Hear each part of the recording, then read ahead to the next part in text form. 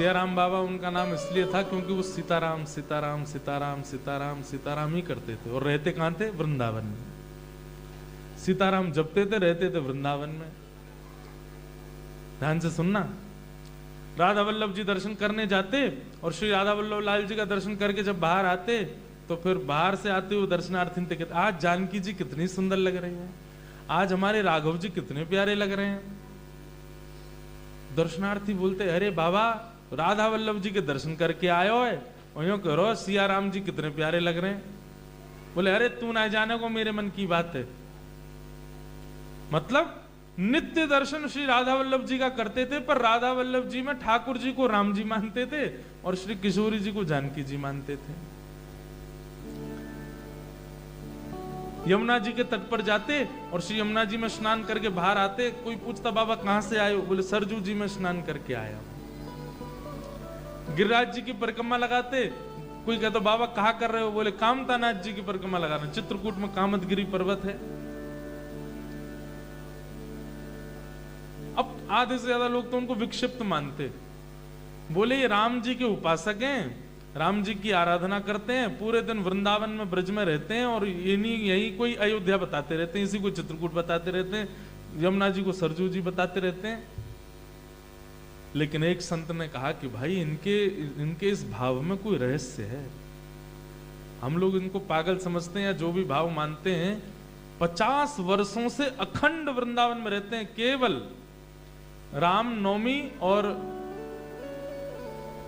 जानकी नवमी ये 2 सत्र ऐसे थे, तब वो अयोध्या जाया करते थे, बाकी के समय वृंदावन में रहा करते थे।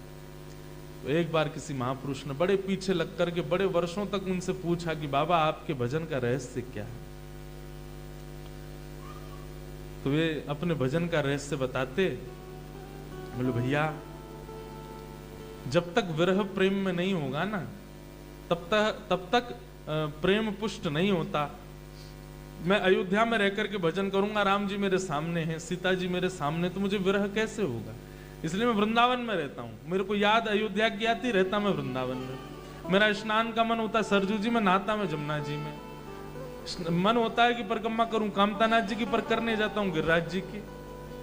रहता वृंदावन में हूं। लोग मुझसे राधे श्याम बोलते, मैं सीताराम बोलता हूं। क्यों? अपने आप को जबरदस्ती विरह की अग्नि में तपाता हूं ताकि मेरा प्रेम पुष्ट हो, मेरा प्रेम श्रेष्ठ हो। और उन सियाराम बाबा के कई ऐसे भाव थे, कभी कभी राधा वल्लभ जी में, बिहारी जी में, राधा रमन जी में, वास्तव में वो जिस भाव से दर्शन करते थे उस भाव का श्रृंगार ठाकुर जी धारण कर लेते थे।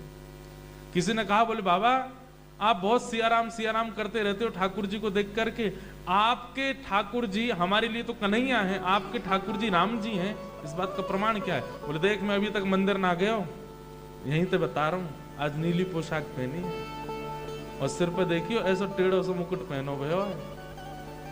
अगर मैंने जो बताई वो श्रृंगार भीतर भयो तो ये माननी पड़ेगी सियाराम जी हैं, सीताराम ही है। और सब जाते भीतर और जैसे जाकर के दर्शन करते तो बिहारी जी नीली पोशाक में ही दिखते, वैसे पाग में दिखते, फिर सब बाबा को प्रणाम करते। तो 2 बातें थी बाबा के भाव में। पहली बात तो भैया अंतर काय को मानो, राम कृष्ण 2 एक हैं। और दूसरा भाव, वो अपने विरह को पुष्ट करते थे। जिस धाम से प्रेम है उससे दूर रह करके अन्य धाम में रह करके विरह भाव बढ़ाते थे।